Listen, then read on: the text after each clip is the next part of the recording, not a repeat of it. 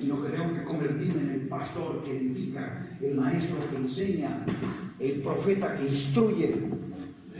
O sea, eso me va a crear a mí un desafío, que yo no puedo salir a darle a la gente leche cuando ellos requieren alimento sólido. Entonces, esos retos es precisamente lo que algunos quieren rehuir, porque les va a comprometer. Pero yo estoy seguro, amado, que cuando cada uno de nosotros comienza a mirar los lineamientos que la palabra establece por el Espíritu de forma, yo diría, libre, imparcial, a querer entender lo que allí está plasmado, cómo el Espíritu de Dios comienza a darme luz para decodificar aquel orden divino y diseño que Dios quiere que yo realice. Eso se convierte en un asunto profundamente gratificante. Quiero terminar esta primera parte mostrándote 5 cosas por qué es necesario que nosotros edifiquemos según el orden de Dios, seamos colaboradores de Dios y seguir el consejo celoso que Pablo hiciera. Mire cada uno cómo se edifica. Primero, todo lo que se edifica nace de un propósito del Creador. Todo.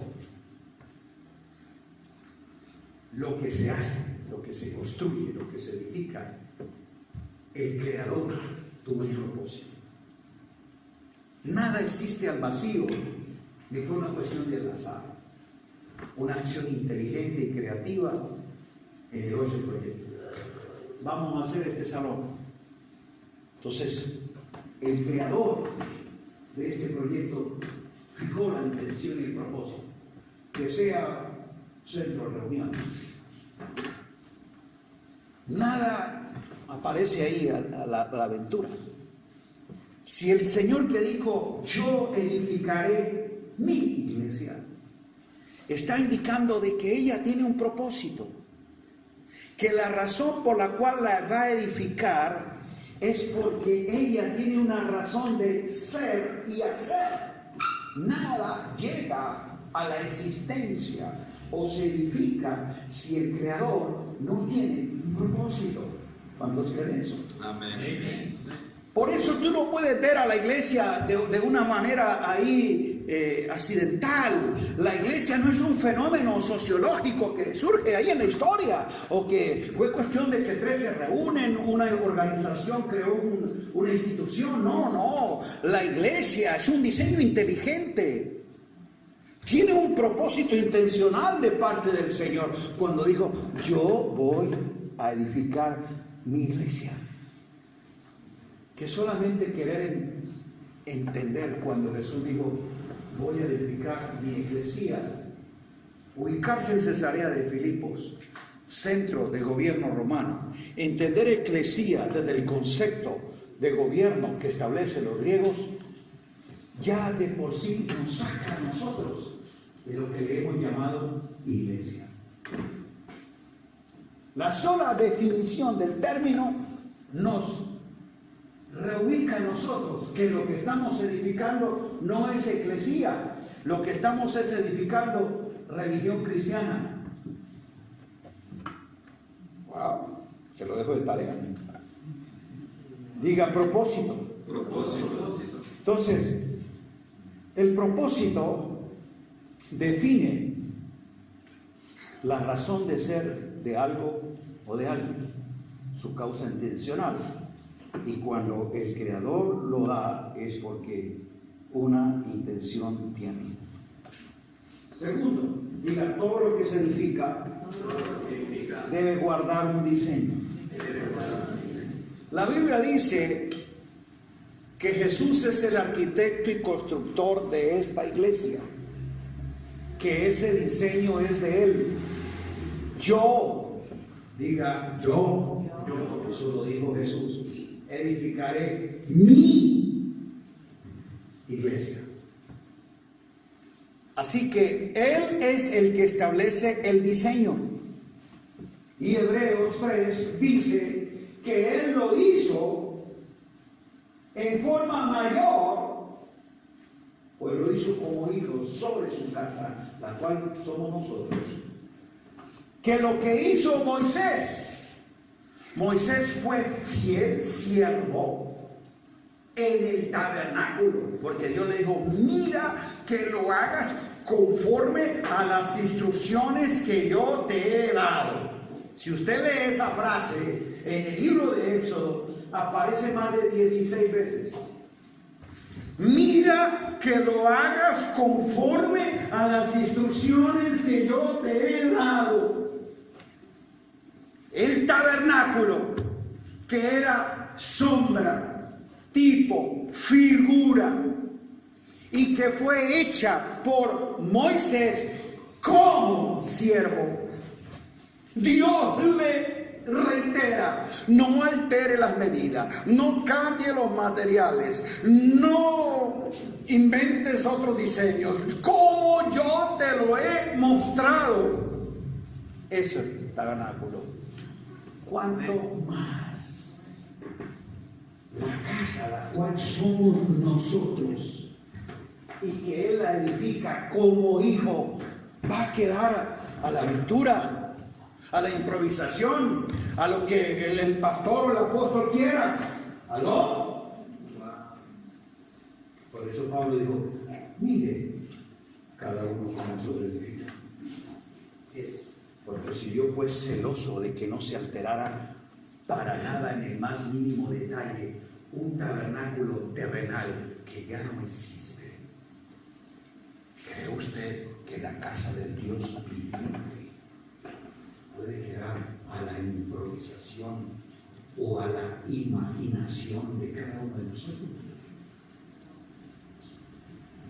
Mire cada uno cómo sobrevive.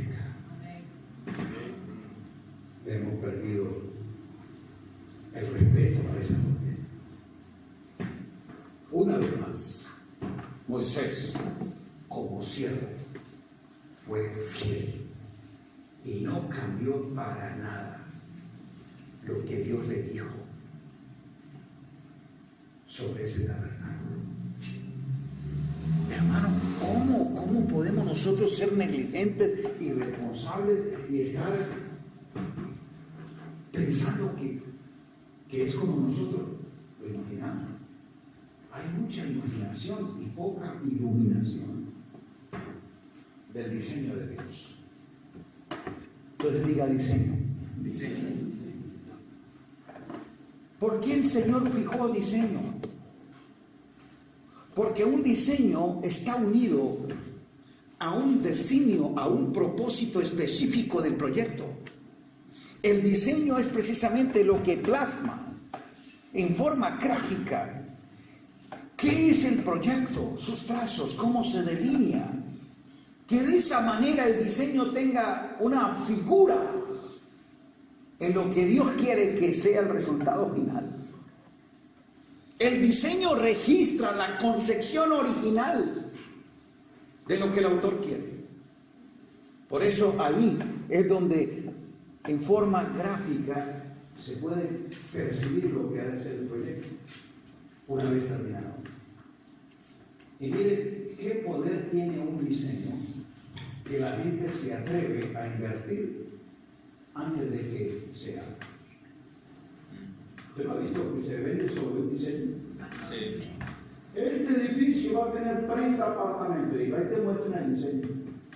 Es una maqueta arquitectónica. Porque usted está viendo de forma gráfica cómo va a ser el producto.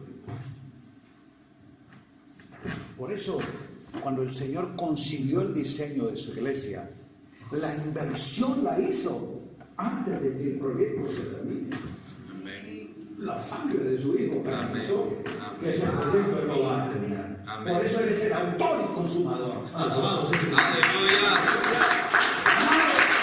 El proyecto que tú y yo estamos comprometidos a edificar no tiene riesgo de pérdida alguna. Amén. Está garantizada por la alta inversión que se hizo en él. Amén. Y por la razón que la arquitecto y constructor es Dios. Amén. Y Él es el autor y Él es el consumador. Amén. Este proyecto no va a fracasar. Aleluya. Fracasó Adán, fracasó Noé, fracasó Israel, pero la iglesia no puede ni va a fracasar. Amén. Por eso Él la va a edificar. Y nos ha llamado a nosotros a ser sus colaboradores. Amén. Pero a nosotros, sus colaboradores, como lo está diciendo Pablo, nos está diciendo, mire cada uno cómo sobreedifica. Tú eres mi colaborador, eres parte mía. Yo a ti jamás te voy a sacar del propósito, pero sí te puedo descalificar de tu obra. La Biblia dice que la obra de cada uno, el Señor al final la va a buscar. Y lo que no corresponda a su diseño, a lo que no pase por el filtro de sus materiales, Él no lo va a aprobar. Esa obra que usted creyó que los demás aplaudieron y vieron que era famosa, reconocida y le dieron crédito, el Señor la filtró por su diseño. Para mí eso es paja, heno, hojarasca. ¿Se qué?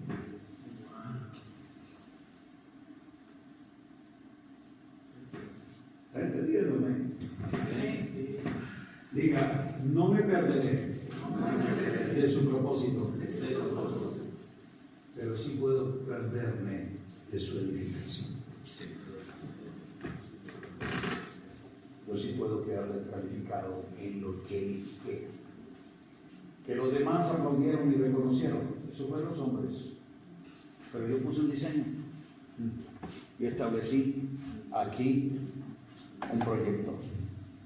Diga, todo lo que se edifica se basa en unos planos. Entonces, por favor, síganme, diga propósito, diseño y planos. El propósito lo define Dios, el diseño lo tiene Dios, y los planos, Dios lo hace. Por eso, amado mío, todo diseño, todo proyecto está regulado por unos planos. Y cuando se entra a una tarea de edificación, esos planos son los que especifican los detalles del proyecto. Ya le dije, si Dios fue riguroso en dar los planos, si usted lee los planos, están ahí en eso. Moisés los tenía, las medidas, la madera, ¿o no? Lo que había allí, mire, un proyecto que era un tabernáculo, mire los planos tan detallados y minuciosos, que dice cuáles son las medidas, cuáles son los materiales, en qué lugar van a estar, hay un orden, hay una precisión, ahí no había nada accidental, que era sombra, que ya no existe, y de la verdadera casa que es la iglesia, la cual somos nosotros. ¿Cree usted que el Señor dijo, póngale lo que quiera? No, por eso tenemos que ir a la Escritura. Así como en Éxodo está el diseño del tabernáculo del viejo pacto, en las epístolas están los diseños y planos de la iglesia del nuevo pacto. Un plano es una representación gráfica y detallada de lo que va a ser el proyecto real. ¿Y sabe algo? Los planos son los, yo diría, documentos más usados en el proyecto. Y tienen que ser, diga, completos, suficientes, precisos.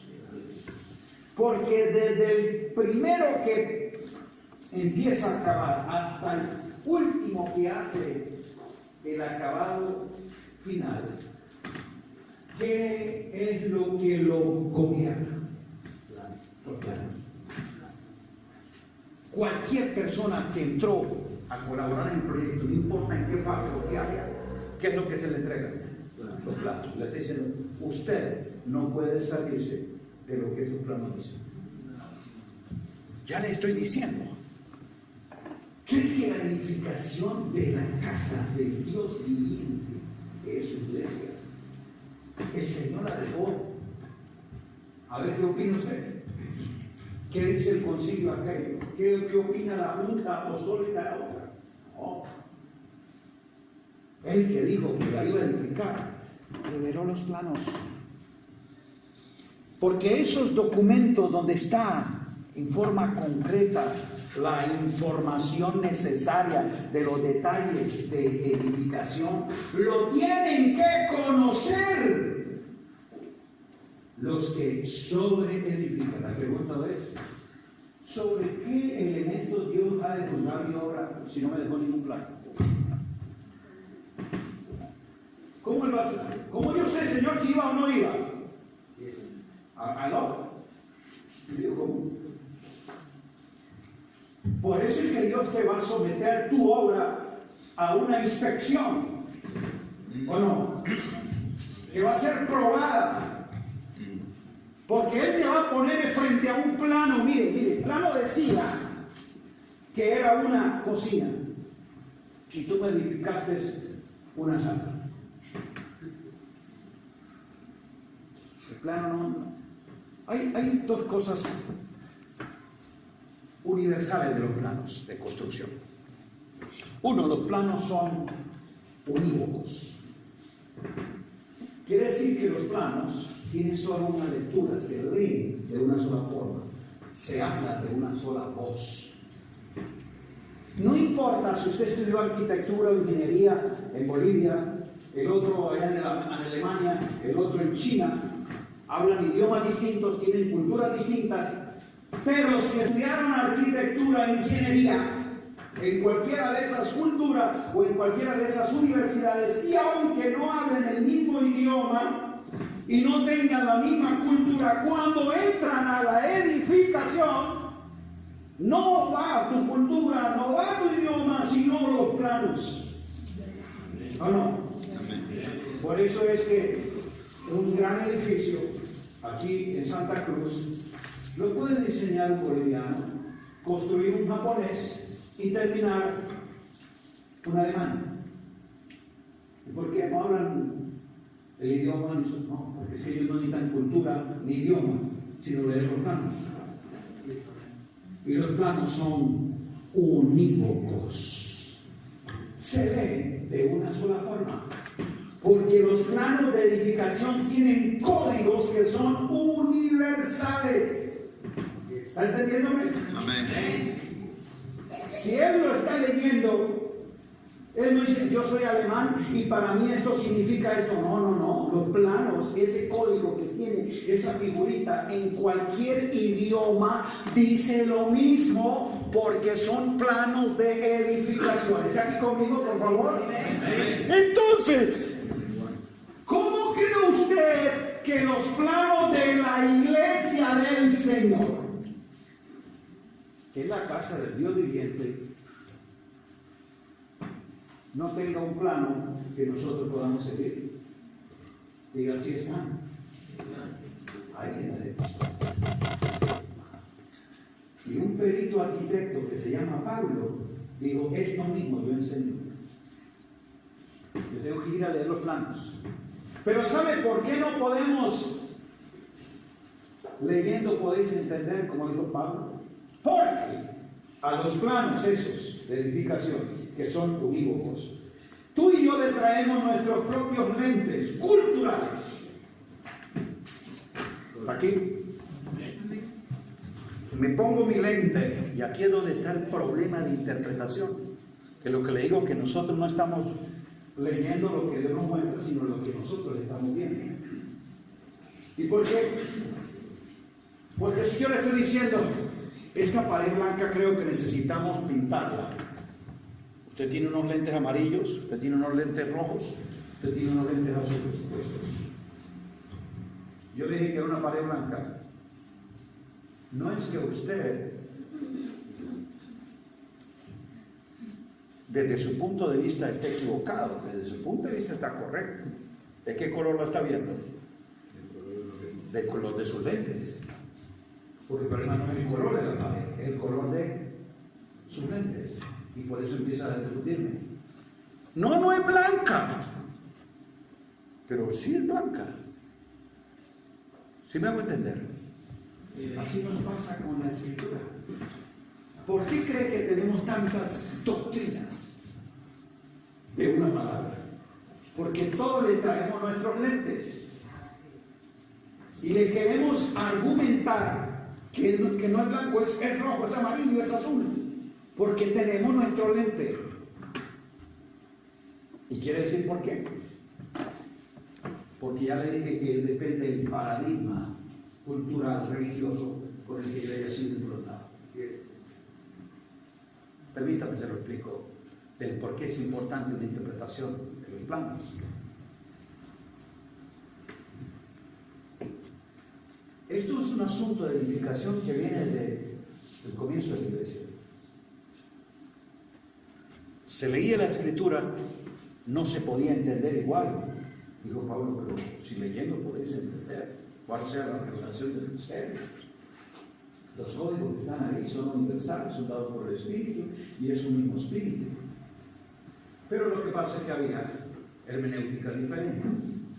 Una, la hermenéutica legalista. ¿De dónde viene? De la escuela de los rabinos, siglo II antes de Cristo, que habían creado una forma de interpretar la ley. Por eso cuando leen las Escrituras, dijo Pablo, y parece que tuvieran un velo, no entienden, porque ellos interpretan literalmente, porque son celosos de la ley y no van a permitir que se cambie ni una jota de lo que ahí está escrito. Diga literalista. Nosotros sabemos que la Escritura no se puede interpretar literalmente, porque la Escritura está escrita en forma poética, alegórica, simbólica también. ¿O cómo interpretarías tú cuando Jesús dijo, si tu ojo es ocasión de caer, sácalo? A ver, ¿cómo lo interpretaría? ¿No está en la Biblia? ¿No lo dijo Jesús? Literalmente tenía una congregación de gente tuerta o ciega.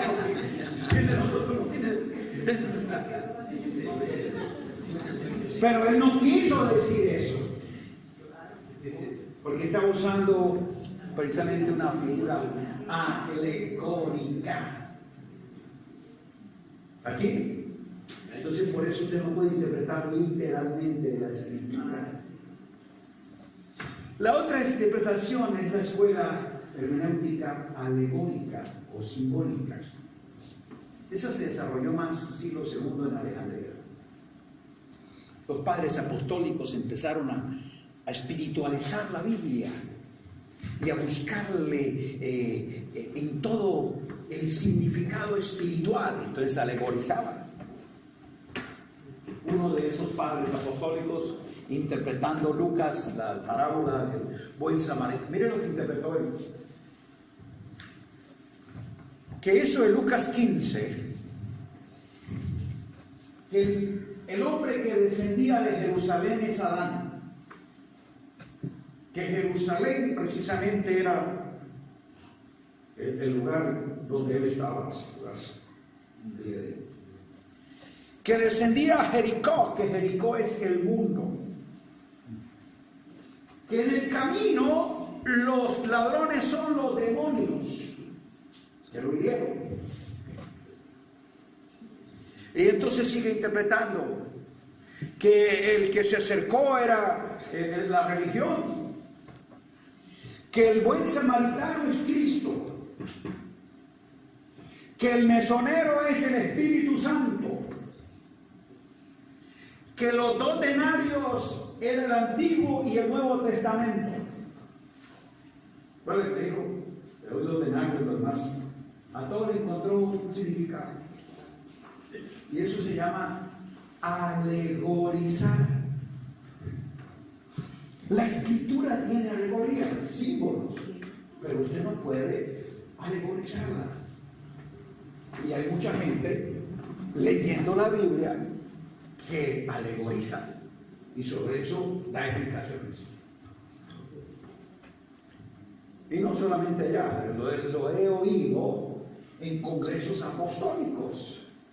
Coger un pasaje y dijo uno: hoy les traigo una revelación del Espíritu que le va a sacudir hasta las medias. Y como tenía carisma y él es muy efusivo, la gente, gloria a Dios, que les traía una revelación que el Espíritu le había dado. Mire las palabras tan presumidas que nosotros hablamos. Y leyó el pasaje de David y Goliat, diciendo que David es tipo de Cristo, que Goliat es del sistema religioso que se levanta contra el orden apostólico. Un apóstol, usted le está diciendo que esa fue la revelación que Dios le dio. Que las 5 piedras son los 5 ministerios y que estaban unidas en el río porque tenían que pasar por el proceso de la palabra. Que la primera piedra, y como él no lo está hablando así como yo se lo estoy diciendo, lo está diciendo con fuego, aleluya, gloria a Dios, siento la unción. Que la primera piedra que tomó fuera el apóstol. Y por eso cuando fue lanzada, pegó en la frente del sistema religioso y lo derribó. Yo le pregunto, ¿de verdad eso dice la Escritura? No. David y Goliat es una historia, por eso es un libro histórico.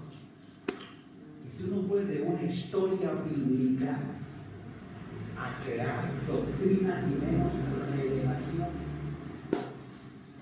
Aquí es donde nosotros nos hemos equivocado en interpretar la Escritura.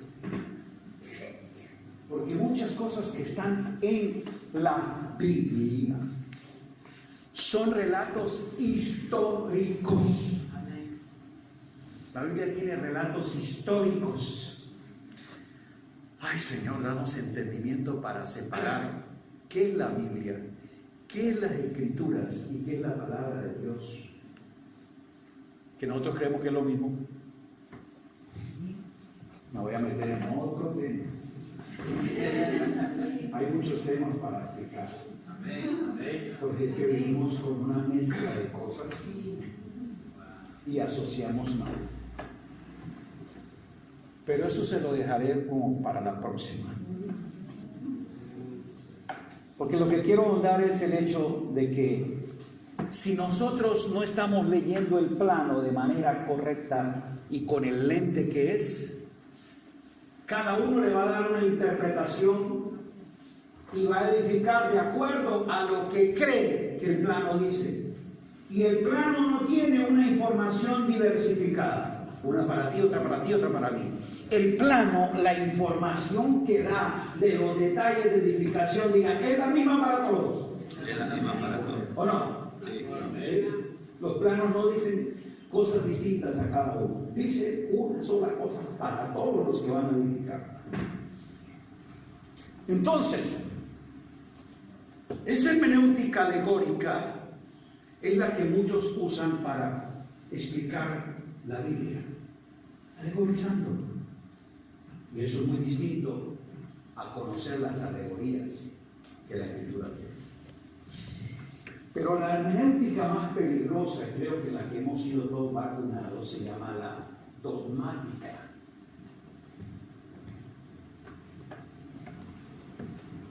De donde viene la idea del dogma y que fue sustentada desde el siglo V en adelante. Ya no por los padres apostólicos, sino por los papas de la iglesia, que empezaron a fijarle los dogmas de fe a la iglesia. Un dogma es una posición teológica que yo establezco y desde el cual defino la fe y voy a la Escritura para encontrar los textos que apoyan la posición que yo tengo. O sea, realmente el dogma no sale de la palabra.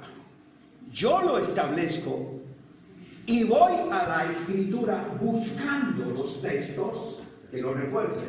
¿Está aquí conmigo? Eso es un dogma. Si tú lees la historia de la iglesia, desde el siglo V, cuando empezaron a establecerse los dogmas, fueron debates teológicos de años, muchos de ellos, para que la iglesia los aceptara. Es donde se construye la dogmática católica romana, que fue la que estableció esto para la iglesia en el mundo. Es la razón por la cual la iglesia católica, escuche esto, miren hasta dónde llega el poder de un dogma. La fe de la iglesia católica romana está sustentada en 3 pilares iguales: las escrituras, la tradición de la iglesia y los dogmas papales. Ninguna de esas 3 cosas se pueden quitar para tener fe o entendimiento de la fe católica. O sea que la escritura es paralela a la tradición de la iglesia, y la tradición de la iglesia está sostenida por los dogmas que la han definido. ¿Está aquí conmigo? Sí. Ya sabrá usted por qué los evangélicos traemos una dogmática en nuestra manera de entender la escritura. Porque acéptelo o no, nosotros todos somos el producto de una reforma protestante que se originó dentro de la iglesia católica, de gente que empezó a leer la escritura y a ir en contra de estos dogmas, como este sistema que tiene 3 bases de autoridad para definir la fe, lo llama a cuenta y dice: ustedes, ¿por qué están hablando algo diferente a lo que estos 3 elementos establecen? Ellos tuvieron que salir del sistema, pero muchos de ellos son, escuchen, la intención aún de Lutero no fue crear otra iglesia, era reformar esta iglesia. Él nunca quiso salirse, solo que esta estructura religiosa, dogmática, lo persiguió. Y surge luego la iglesia reformada, la iglesia protestante. Lutero, Zwingli, Jerónimo Savonarola, John Cox, Melanchthon, posteriormente Calvino, todos estos reformadores, Erasmo de Rotterdam,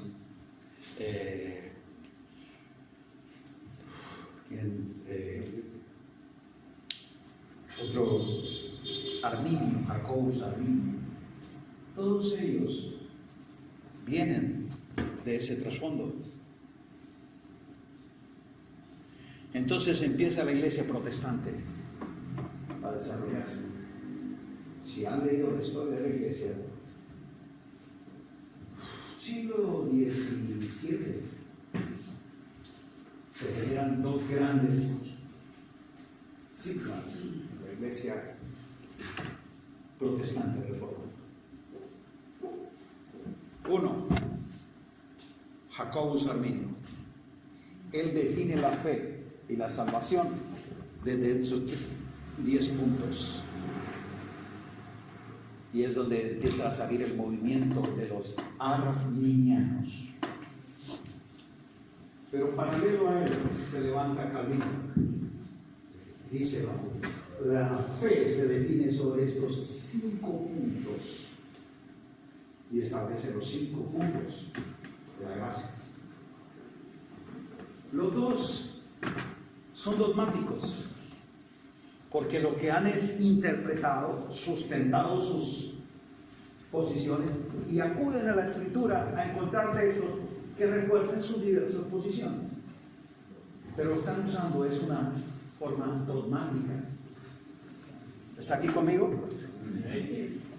Esa es la razón porque en esta misma auditorio podemos tener hermanos cristianos, evangélicos, hijos de Dios, pero con una teología arminiana. ¿Y por qué? Depende de la iglesia donde nos convertimos. ¿Qué fue lo que nos enseñó? ¿Quiénes nos predicaron? ¿Qué textos usaron? ¿Y qué hermenéutica nos improntaron? Así que yo leo la escritura por esos lentes. ¿O no? Sí. No estoy diciendo que este está mal o que este está bien. Los dos son dogmáticos. Si usted se convirtió, ahora, ¿quiénes son todos los arminianos dispensacionalistas? Casi en su gran mayoría, los que están identificados con el movimiento pentecostal. Y le explicaré por qué son mayoría. No que sean mejores, sino porque fueron históricos.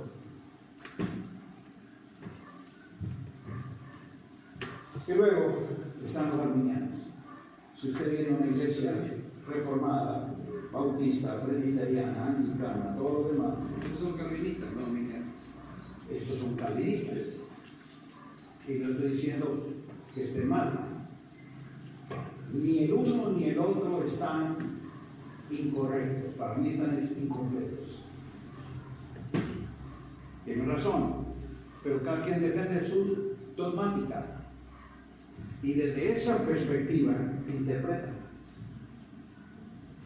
Entonces yo he tenido la experiencia de estudiar en seminarios, institutos, arminianos y calvinistas. Yo he leído y he oído a teólogos calvinistas defendiendo su postura. Igual acá, defendiendo su dogmática. ¿Y cuál es el punto de vista? Todos van a la escritura. Pero en la escritura quieren encontrar textos que sustenten lo que mi dogma establece. Y ya con eso pueden ser prejuiciados. Por eso yo tengo que quitarme los lentes e ir a hacer un análisis gramático histórico, sin ningún dogma, para ver qué dice la escritura. Y el único filtro que yo debo ponerme se llama el Nuevo Pacto. Y esa es la hermenéutica que no se usa.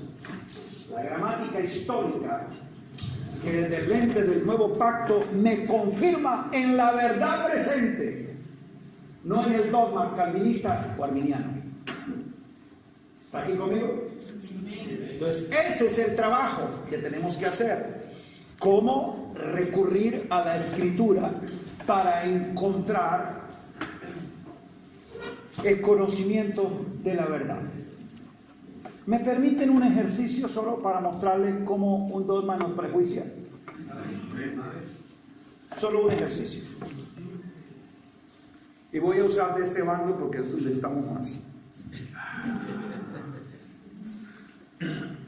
Como yo soy arminiano, pentecostal, dispensacionalista, yo tengo una dogmática que está improntada precisamente por esa hermenéutica. Yo voy a la escritura casi que leyendo desde el preconcepto que traigo. Entonces, cuando yo voy a la escritura y leo Santiago 5:16, si alguno está enfermo, llamen a los ancianos de la iglesia y oren por él, ungiéndole con aceite en el nombre del Señor Jesús, y la oración de fe sanará la enfermedad. ¿Lo ha leído? ¿Dónde está? En Santiago. Y está en el Nuevo Testamento. Yo doy por sentado que si está en el Nuevo Testamento, eso pertenece al Nuevo Pacto. Porque ya estoy equivocándome. No todo lo que está en el Nuevo Testamento pertenece al Nuevo Pacto.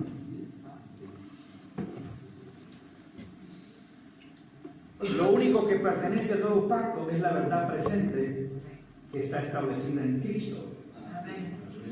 En un nuevo orden, según el orden de Melquisedec, libre del bagaje de la ley. Entonces, escuche, soy pentecostal. Como a mí se me enseñó, yo no sé si a usted le enseñaron eso, pero a mí se me enseñó que el aceite es símbolo del Espíritu Santo. Cuando nos enseñaron neumatología, eso es ABC, ¿no? Los símbolos del Espíritu Santo, ¿recuerdan? Fuego, paloma, agua, aceite. Vale decir que no pasaron por esa materia. ¿Sí? Ok. A mí me enseñaron eso.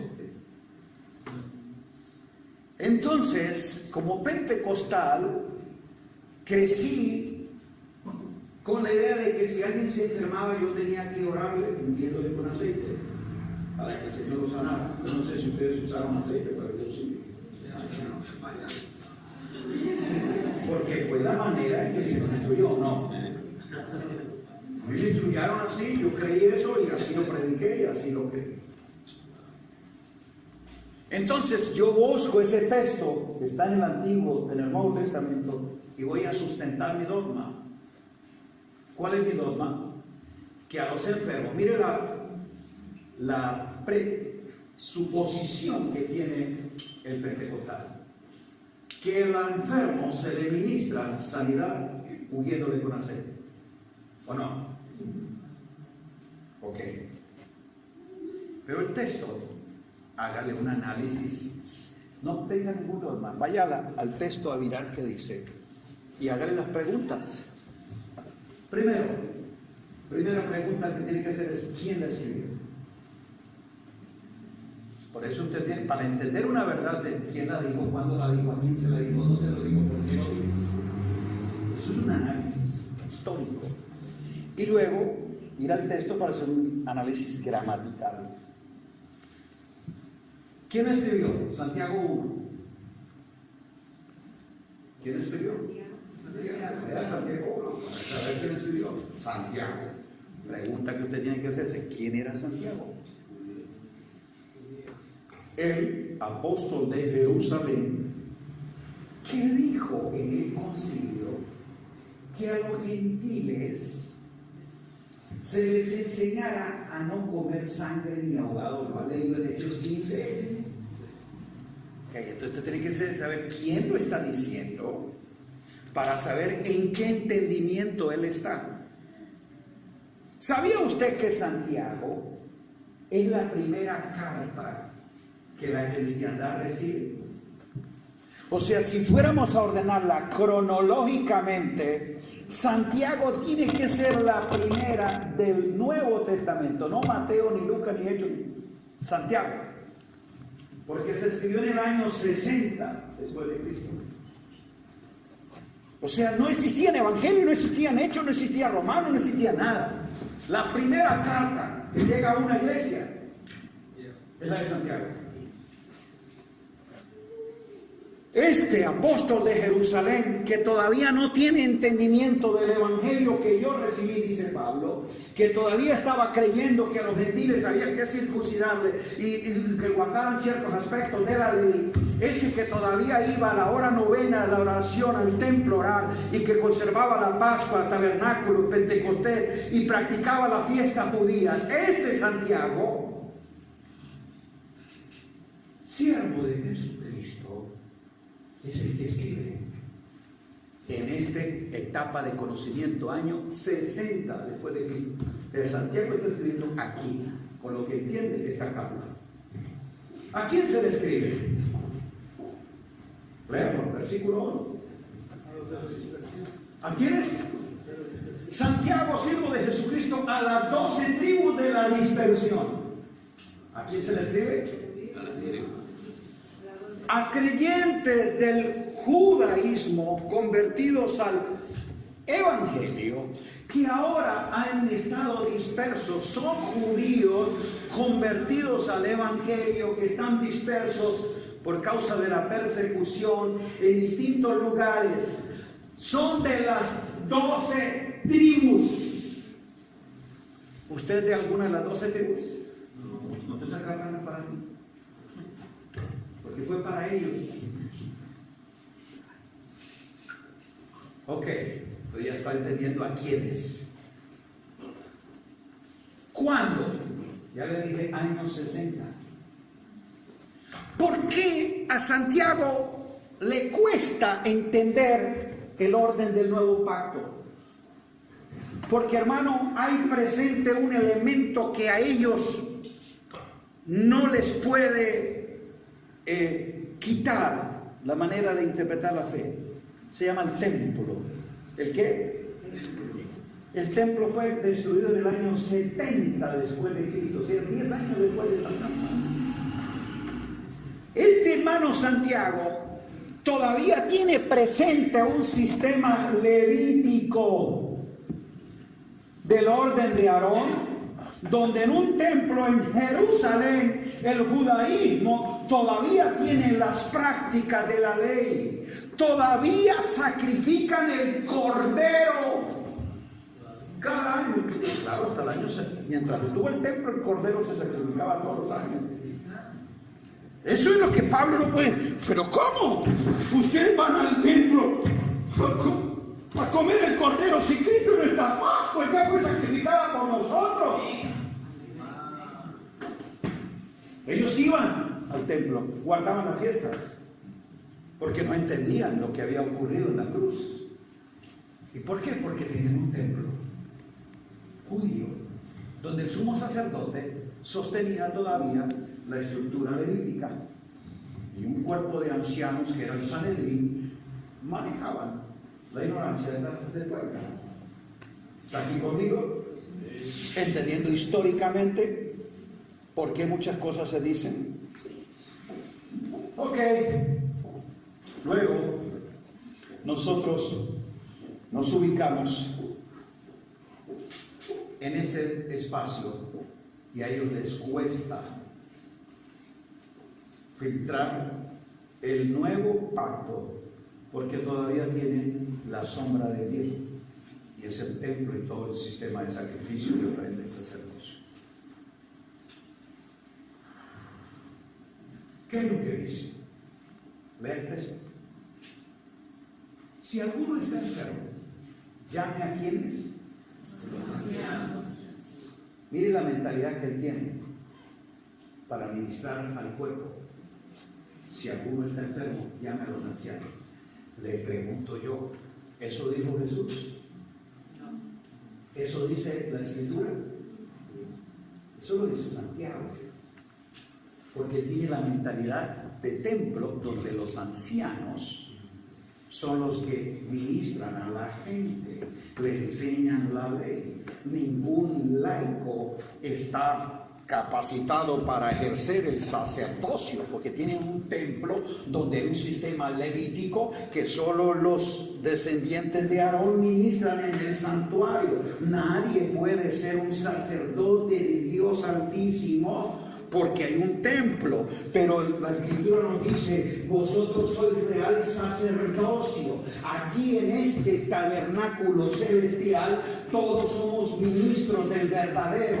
Aquí no hay un sumo sacerdote ni una élite ministerial que solo da culto a Dios. Aquí todos somos sacerdotes, y el poder de ministrar a los santos no lo tienen los ancianos. Jesús dijo: y estas señales seguirán a los que Amén. Aquí el poder es para los creyentes.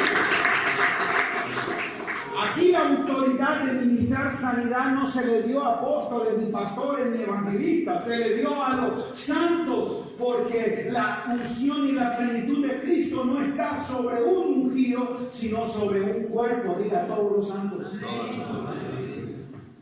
¿Está entendiéndome? Amén. Llame a los ancianos, siervos de Jesucristo, a las 12 tribus de la dispersión, aún hasta saludo mesiánico, shalom. ¿Qué es shalom? Pablo hablaba de la gracia y paz de Dios sea en Cristo Jesús, pero este tiene todavía el shalom. Llame a los ancianos de la iglesia y oren por él, ungiéndole con aceite. Ya le dije que a nosotros de una vez nos salta el dogma. ¿Qué es ungir para un pentecostal arminiano? ¿Qué es ungir? Con aceite. A ver, parece que ustedes no practicaron eso. Ya tienen miedo.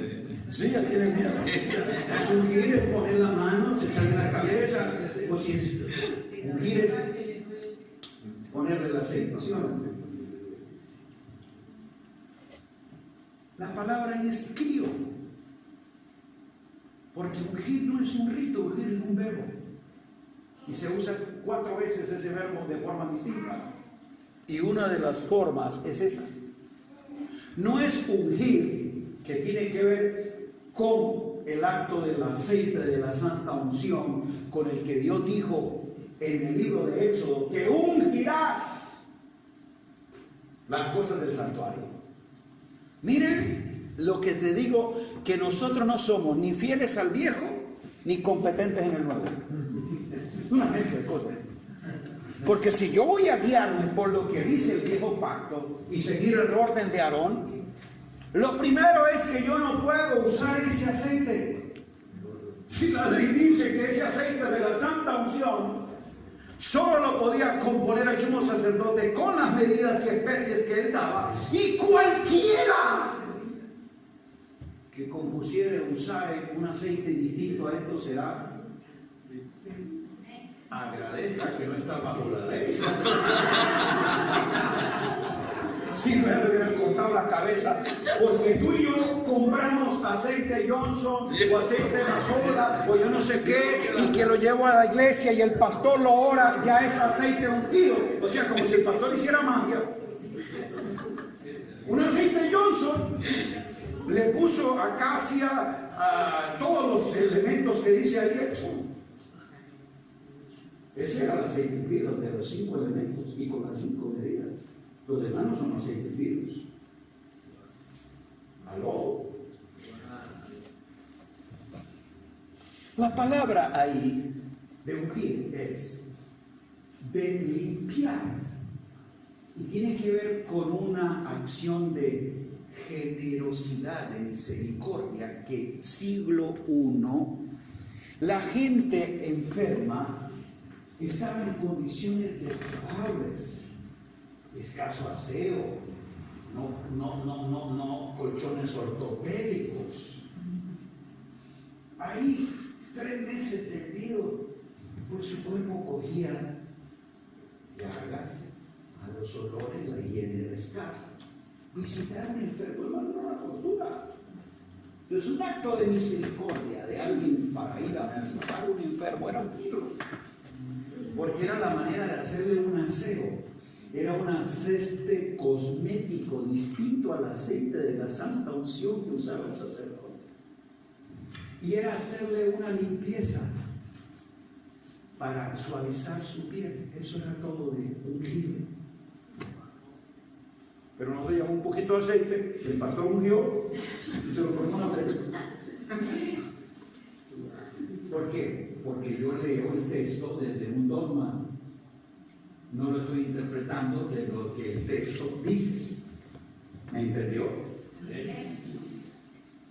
Ahora, el texto dice la oración de fe. Entonces, si es la oración de fe, ¿para qué lo unge? Porque dice que la oración de fe, por eso era que lo unge, porque no es con el aceite. El aceite es para limpiarlo. La oración de fe para sanarlo. ¿Está entendiendo? Amén. Pero nosotros, si no me unge con aceite y no me ora el pastor, yo aquí no me levanto. Por eso usted ve creyentes que todavía dependen que los unja ese pastor. ¿O no? ¿Usted cree que la iglesia recibe la autoridad del cuerpo? Pastor, mande a uno de sus ananías a que visite a alguien. Está enfermo. Ay, no viene el pastor. No, el pastor. No. Yo me espero hasta el domingo. Él prolonga la enfermedad, pero que lo tiene que orar el pastor. Usted se ríe de los creyentes, pero los pastores somos iguales.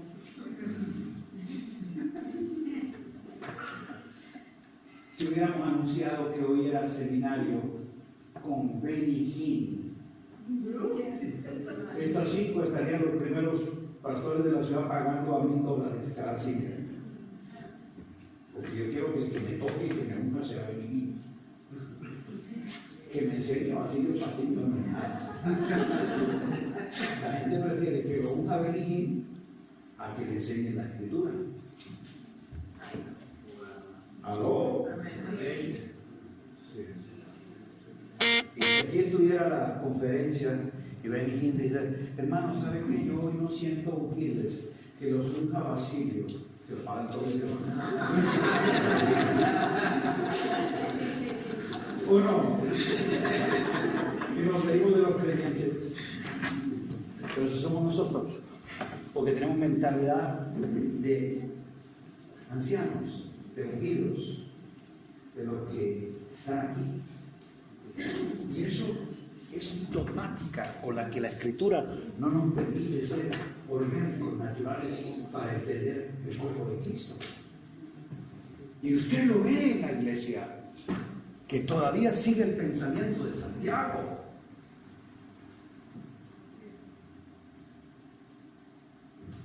O no sé si usted ha escuchado. Pastor, dice que usted que Dios lo escucha más, ore por mi esposo que está rebelde. ¿No ha oído eso? Apóstol, usted que está más cerca del Señor. ¿Quién dijo que el apóstol está más cerca del Señor? Nosotros estamos en el mismo lugar, lugares celestiales con Cristo Jesús. ¿Y quién dijo que Dios escucha más a los pastores? Bueno, no sé que usted tenga línea directa, pero todos tenemos la misma línea. Es Cristo Jesús. Bueno, pero a mí me gusta que me digan que yo estoy más cerca del Señor. ¿Cómo no me voy a hacer sentir que usted como que necesita de mí para que Dios lo bendiga, lo una, lo respalde y le responda? ¿Por qué tengo mentalidad de sinagoga, donde hay ancianos y un sumo sacerdocio que son los que vienen a recibir la bendición de Dios? Y a eso viene la iglesia, a recibir la bendición de Dios, porque vino un ungido a traerla. ¿Aló? Tenemos mentalidad de sinagoga, no conocemos la iglesia. ¿A qué punto fui? Al tener dogmáticas, leyendo no podemos entender. Y estamos diciendo que para entender los planos tenemos que quitarnos los lentes. Y es la única manera en que yo voy a entender lo que está diciendo la Escritura. Entonces diga, hay unos solos planos. Bien. Esto era para recoger los principios. Estamos hablando de edificar la iglesia en el orden de Dios, en el diseño de Dios. Diga, propósito del Creador. Todo lo que se edifica nace del propósito del Creador. 2. Todo lo que se edifica debe guardar un diseño. 3. Todo lo que se edifica debe respetar, seguir unos planos. Los planos dicen lo mismo, no importa la cultura, no importa el lenguaje que hables, es los códigos, porque los planos son, ya te dije, inequívocos, son unívocos y son universales. En cualquier lugar del mundo van a decir lo mismo, porque tienen códigos absolutos. Son planos que no contienen errores. ¿Usted cree que la edificación de la iglesia de Cristo tiene errores? No, el arquitecto y constructor es el Señor. Entonces, cuando yo voy a esos planos, voy a encontrar los elementos del proyecto, las directrices que deben hacer. Ellos es lo que nos dan en una representación gráfica el proceso en que se edifica. Y desde que comienza el arquitecto, siguen los ingenieros, van los maestros, hasta que termina, a todos se le entregan el mismo plano. No existen 2 o 3 planos para distinta gente, es el mismo plano. Porque los planos, escuchen bien, se llegan a convertir en el documento legal y jurídico por el cual se establece un compromiso y una demanda tanto del dueño de la obra como del constructor. ¿Qué sentido? Si el plano decía que era una casa o un edificio de 7 pisos, ahí está. El constructor no puede decirme a mí por qué no puso el octavo. Él no puede decir algo que el plano no decía. Lo compromete a él. Pero el plano me compromete a mí. Yo no le puedo terminar una de 6, porque el plano decía que eran ¿cuántas? 7. Por eso es que el Señor puso el fundamento, estableció el diseño, creó los planos, digo, mire cada uno cómo sobrevive.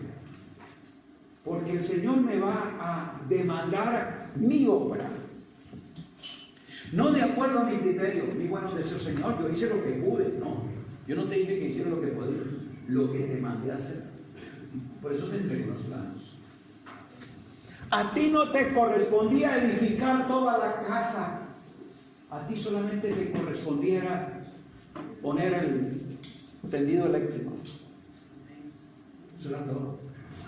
Pero tenía que ser fiel a lo que los planos dicen.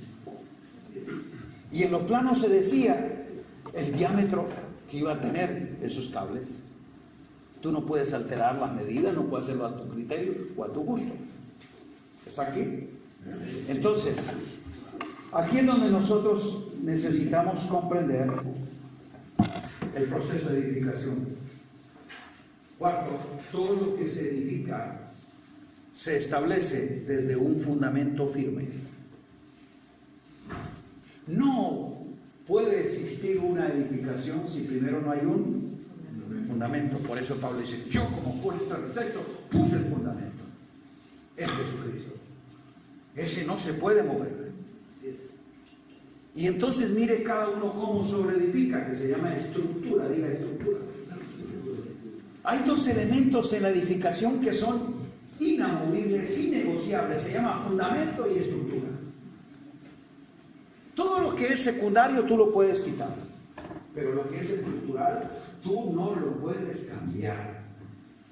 Por eso dice, este es el fundamento, no se puede mover. El fundamento es Cristo, y en eso todos estamos claros. El problema es estructural. Porque en Cristo cada quien levanta lo que quiere. Hay una estructura que en Cristo está definida. A la luz de la Escritura, son 4 pilares que tienen que estar ahí y no se pueden quitar. Son en los que todo lo demás se sostiene, se amarra a ese fundamento y a esa estructura. Se llama el Evangelio del Reino de Dios. Si en Cristo Jesús el Evangelio del Reino de Dios no es predicado, usted está sobreedificando mal. Porque lo que Él nos mandó a predicar no fue otro Evangelio, fue el Evangelio del Reino de Dios. Escuche, si usted al Evangelio le niega el reino, usted no está predicando el verdadero Evangelio. El Evangelio del Reino de Dios fue lo que Jesús predicó. Amén. ¿O no? Y fue lo que nos mandó a predicar. Entonces, estructuralmente esta iglesia tiene que conocer la vida del reino, las leyes del reino, el fundamento del reino, todo lo que corresponde al Evangelio del Reino de Dios. Amén. Lo segundo, las inescrutables riquezas de la gracia. El Evangelio del Reino de Dios que en Cristo Jesús es anunciado da a proclamar las riquezas de la gracia. Nosotros hemos hecho de la gracia una doctrina, sobre ella discutimos. Y ya dije, si soy ministra o calviniano, hay disputas con cómo interpreto la gracia. La gracia no es una doctrina para discutir. La gracia es un fundamento en Cristo que se nos nutre de su vida. Son riquezas que yo debo nutrirme. ¿Estamos claros con esto? Otro pilar que no se puede mover, que no se puede quitar al Evangelio del reino de Dios, al Evangelio de Jesucristo, al Evangelio sin juntar riquezas, es la verdad presente del nuevo pacto. Porque el nuevo pacto es donde Cristo Jesús inicia un nuevo orden, una nueva creación. Él mismo declaró que con su sangre venía a confirmar y a establecer un nuevo pacto. Y que a la luz de eso, Él nos hizo. ¿Qué fue lo que nos hizo?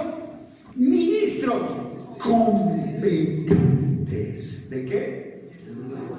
Ok. Entonces el nuevo pacto no es cuestión de si a usted le gusta o no, si usted está de acuerdo o no. Nuevo pacto no es una materia opcional que tú dices la creo o no. Nuevo pacto es una asignación, una función. Él te hizo por posición ministro competente del nueevo pacto. Amén. Amén. Amén.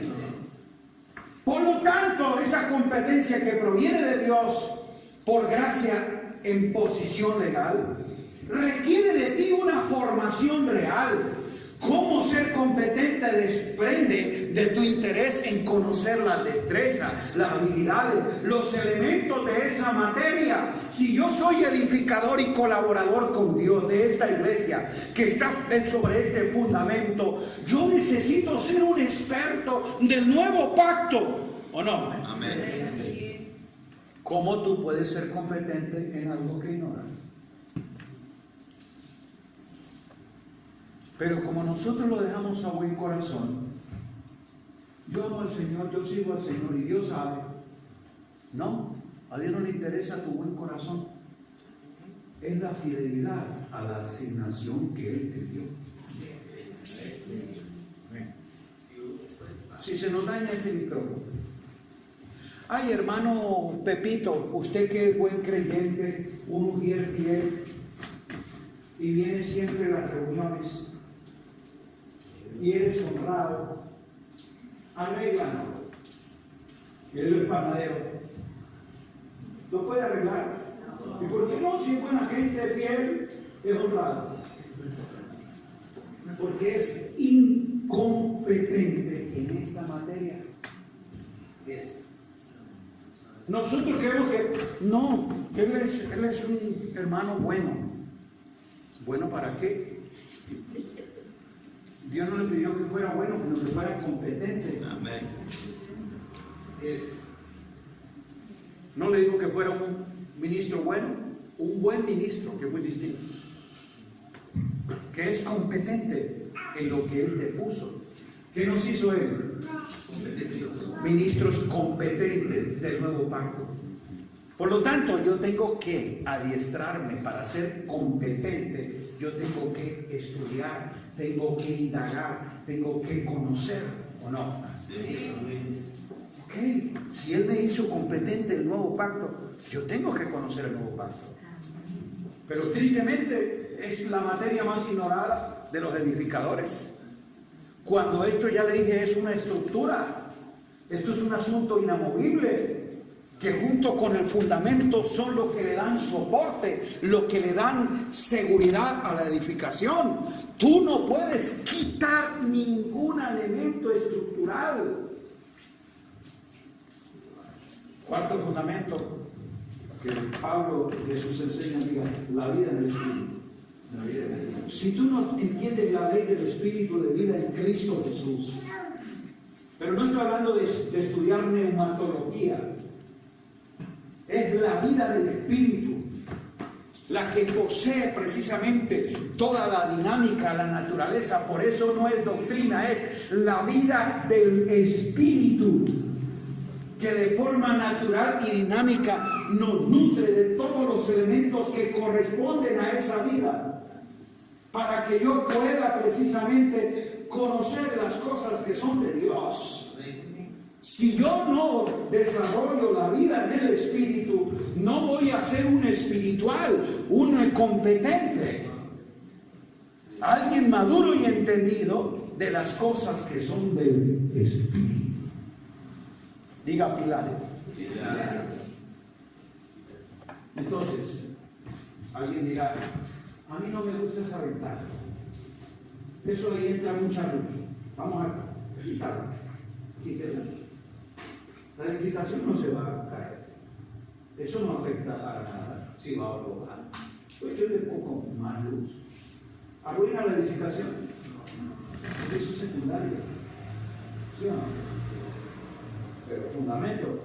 Alguien dirá, ay, ¿saben qué? Esa corona a mí no me gusta, que la quite. Atrévese a quitar la corona.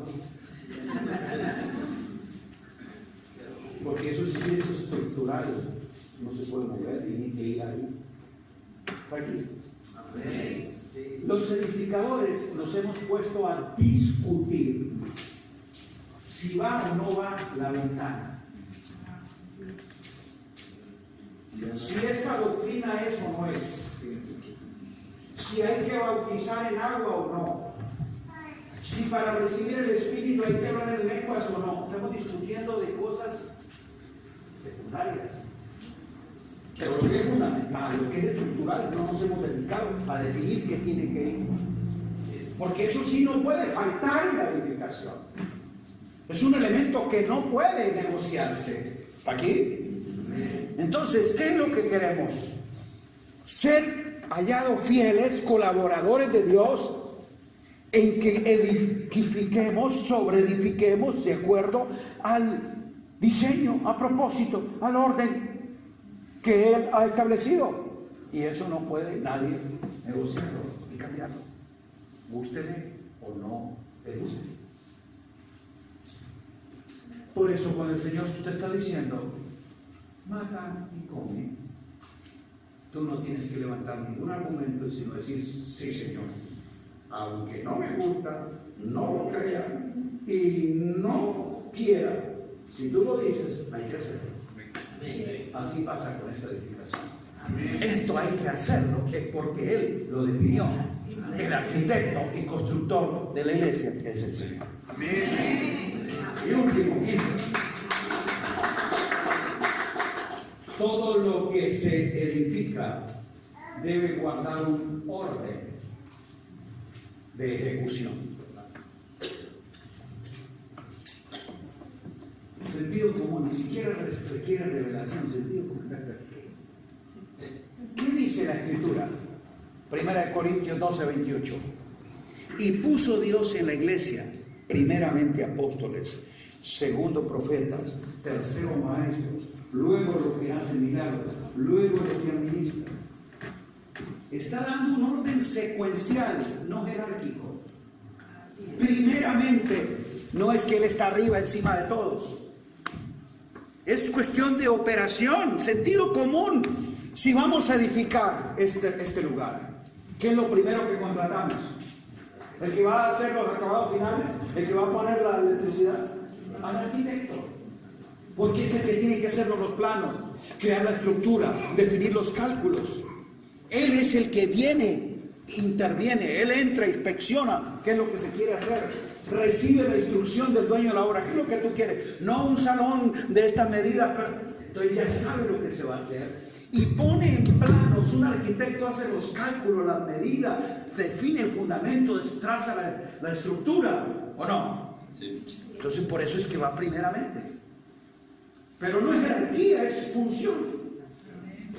Luego, ingeniero, ¿y te toca levantar esto? Ok, estos cálculos, el arquitecto dice que va así, leyendo los planos, aquí va la columna. El ingeniero hace la labor. Levantó la parte de ingeniería. Maestro, a ti le toca la electricidad. Come los planos. Terceros son los maestros, los que tienen especialidades. ¿O no? Entonces, diga orden de ejecución. ¿Saben por qué tenemos hoy en la iglesia una torre de Babel que no entiende qué es? Cada quien dice lo que dice, le pone lo que quiere. Porque no respetamos ni el diseño, ni conocemos el propósito, ni tenemos el fundamento definido y la estructura, ni tampoco ninguno de nosotros está claro en lo que los planos dicen, o que lo lea a su antojo o a su criterio. Y quinto, porque aquí ponemos al que primero aparezca o al que nos convenga. Los pastores, con tal de que la gente venga, traemos aquí. Y un error que ha tomado la iglesia, particularmente en Latinoamérica, y que todavía no se han desmontado los efectos que esto ha creado en los últimos 50, 60 años, es haber puesto en oficios y funciones en el orden incorrecto, aún siendo edificadores fieles, pero operaron en el orden que no tenían que ir. Para los que venimos de atrás, 40 años atrás, en el Evangelio, cuando empezaron a surgir los evangelistas de milagros, particularmente de Puerto Rico, Dominicana, Villa Ávila, ¿verdad? Benito Rodríguez, Torres Ortega y otros que recorrieron Latinoamérica, son evangelistas, hombres de Dios, usaron milagros, pero equivocados en función. Porque primeramente para edificar y establecer el fundamento de la iglesia no puso evangelistas, puso apóstoles. Entonces el evangelista, porque Dios lo usaba con milagros y señales, los creyentes iban por multitudes, en el día daban seminarios. Miles de pastores íbamos a oír a un evangelista indicarle a los pastores cómo edificar la iglesia. Y él lo hacía desde su perspectiva. Y de acuerdo a la dogmática que traía, esa era la que definía. Por eso los que fuimos impregnados de esos evangelistas de milagros, hombres de Dios, pero equivocados. No solamente lo oí, sino que lo leí. A nuestro amado Gille Ávila decir que Dios le dijo en visión, después de 40 días de ayuno. Imagínate, uno el pastor escucha a alguien que ayunó 40 días de término. Los 40 días del Señor en ayuno, que Dios le dijo, wow, porque hablar es una cosa tremenda. Que Dios le dijo, primero, que él no iba a morir, que él se veía en el rapto de la iglesia. Por eso predicaba Cristo viene pronto. Lo segundo, que tenía que traer la santidad a la iglesia del Señor. Y la santidad era que las hermanas no podían ponerse pantalón, no cortarse el cabello, no teñirse el pelo, pintarse las uñas y no ver televisión porque era el cajón del diablo, no ir al cine, jamás estar en una playa porque eso era mostrar la carne, mejor dicho, legalismo.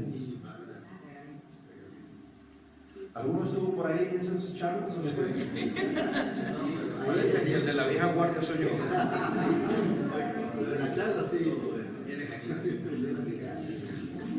Eso lo enseñaron ellos. Los pastores iban el domingo, entonces, hermano, el cajón del diablo, sáquenlo de la casa, esto para acá, y a partir de ahora aquí a la plataforma, no, ni siquiera plataforma, al altar de Dios, al lugar santo, nadie de las mujeres se sube con pantalón. Y empezaron a crear reglas de santidad. Y creyó fue más en legalismo. Soy pastor, he recorrido iglesias, predicador por 42 años. He estado donde usted menos se imagina, yo he estado.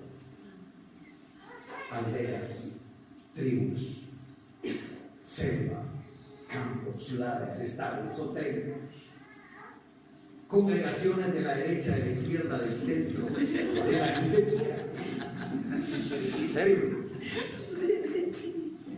Mire, yo he predicado en cuanto concilio existe, y algunos que ustedes han oído, la iglesia copta griega, la iglesia reformada de Holanda, la iglesia luterana de Alemania, la iglesia anglicana de Inglaterra. Ayer yo predicaba con todas estas iglesias históricas. Allá en Egipto recuerdo que había una congregación que se reunían en un cementerio. Era el lugar que le daban a ellos y se reunían. Que eso era, yo no sabía si estaba viendo una iglesia católica o no sé, porque había tuvo un ritualismo y todas esas cosas. Lo único que encontré fue la imagen de la Virgen, pero otras imágenes así encontré. Una cosa tremenda. Así que yo predicaba, hermano, donde sea. Y tristemente el espíritu religioso es el mismo en todos esos lugares. Miren, mentalidad religiosa, dogmática. Cada quien tiene la idea. Miren qué curioso. Cada quien tiene la idea que ellos tienen la sana doctrina. Los demás sí son del Señor, pero todavía le falta algo. Y las cosas aberrantes que se han visto dentro de la religión son tremendas. Y lo que hoy vemos a nombre de la fe es increíble. Y a la gente todo aplaude, dice amén y sigue por ignorancia. Veo hoy en internet la locura literalmente que se hace a nombre de la fe del Evangelio. No sé si da risa o llorar, pero no sé si ustedes han visto esa cantidad de videos. Eso no son cuentos, montajes, son realidades que se viven en congregaciones cristianas evangélicas de Latinoamérica, de Centroamérica, de África, del Caribe, de todos los lugares. De un pastor decirle a la gente que el Señor es buen pastor y lo saca a comer hierba afuera. ¿Han visto eso? ¿No es verdad? Y la gente como tontos comiendo hierba porque él es buen pastor. La gente fuera del auditorio comiendo hierba. El otro cogió un aceite y ungió unas escobas, que la escoba ungida para sacar maldiciones se acaban la vendió en $1,000. Y la gente la compró, pero claro, para sacar las maldiciones en la casa con $1,000. Sí. Es una locura de cosas que usted ve, espectáculos. Otro que trajo renovación de la danza, y eso no me lo contaron, eso lo vi. Puso una soga ahí que baja ahí casi en la parte de la plataforma, donde una hermana, como tipo circo, se levanta mientras está una música de fondo y que ella danzando para el Señor en una soga con un trajecito que parecía bailarina de circo. Y que eso es culto al Señor. No, ni les sigo contando las cosas estúpidas que se hay a nombre del Evangelio. Al mirar todo ese cuadro de cosas es donde yo me pregunto, ¿qué es lo que estamos edificando? ¿A qué le llamamos evangelio? Realmente, ¿de qué pacto somos competentes? Amados míos, esta solemne advertencia que nos dijo el apóstol, mire cada uno cómo sobreedifica. Tiene que ser para cada uno de los santos, diga cada uno. Porque así usted no sea pastor ni apóstol, usted es un sobreedificador en la casa de Dios. Amén. Usted es una piedra viva en esta edificación. Amén. Y si nosotros no volvemos a lo que el Señor dijo, yo edificaré mi iglesia, seguiremos perpetuando un sistema religioso protestante evangélico enajenante que no contribuye al avance del reino y a la expresión de Cristo en la tierra. Por eso, el desafío que el Señor nos hace es a que cada uno mire, evalúe, examine qué es lo que está sucediendo. Durante estos días vamos a exponernos a algunos aspectos de la edificación y yo sé que vamos a ser enriquecidos. Amén. Ponemos de pie, vamos a orar. Amén.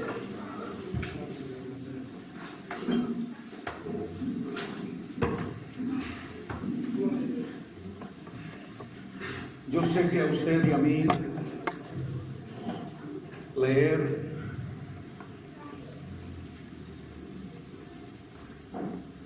todas estas cosas que en la Escritura están nos deben causar temor y temor. Amados, es muy serio el compromiso, pero es muy honroso el privilegio que seamos llamados colaboradores de Dios. ¿De lo que somos? Colaboradores de Dios. Solo piensen que Dios, el Señor Todopoderoso, a mí me llame su colaborador. Amén. Eso es algo grande.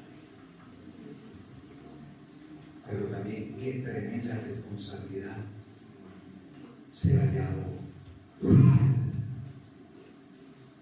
La obra de cada uno de nosotros, de cada uno, va a ser probada. Lo que aquí se haga, la gente lo va a aplaudir, el sistema lo va a reconocer, pero probablemente el cielo no lo vaya a aceptar, porque tiene que guardar el propósito que Dios le dio, el diseño que Dios definió,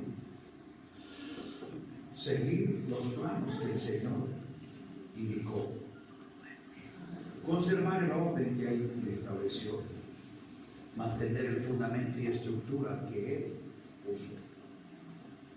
Que ninguno de nosotros altere las medidas, cambie los materiales, modifique el diseño y altere el propósito. Porque dijo, yo edificaré mi iglesia. Amén. Amado Padre, gracias te doy. Aleluya. Por cada uno de mis hermanos que Gracias. también son colaboradores tuyos. Qué alegría, Señor, saber que cada uno de nosotros Sí, Señor. ha sido elegido y confiado para este gran. Sí, Señor. Gracias.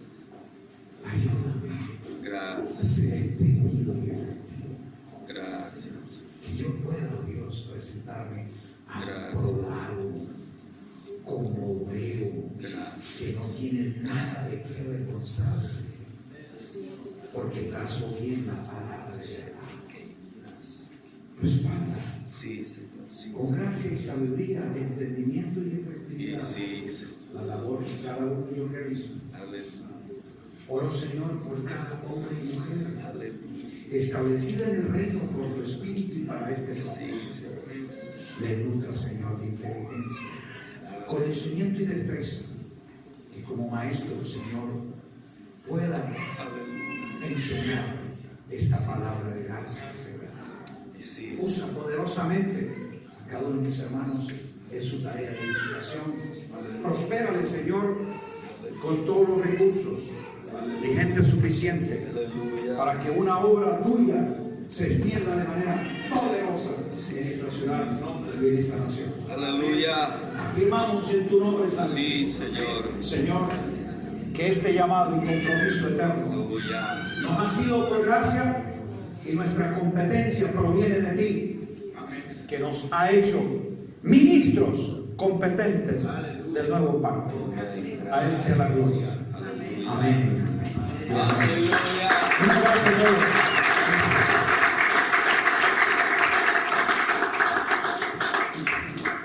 Ministros competentes del nuevo pacto. Ahora me dirijo a la cámara o a la Ahorita va a decir, Este,